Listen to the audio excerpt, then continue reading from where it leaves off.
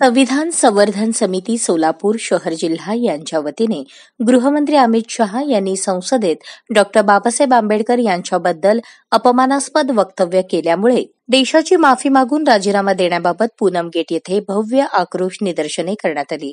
यावेळेस गृहमंत्र्यांनी पश्चाताप म्हणून गृहमंत्रीपदाचा राजीनामा द्यावा अशी मागणी संविधान संवर्धन समिती सोलापूरतर्फे करण्यात आली।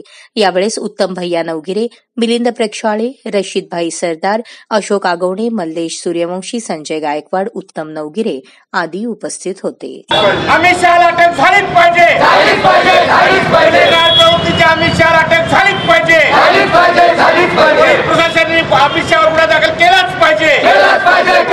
अमित शहा नालायक, अमित शहा एक थू, अमित शहा एक थू, अमित शहा नालायक, अमित शहा बेशरम, अमित शहा बेहया, अमित शहा बेशरम, अमित शहा बेशरम, अमित शहा नालायक, अमित शहा एक थू।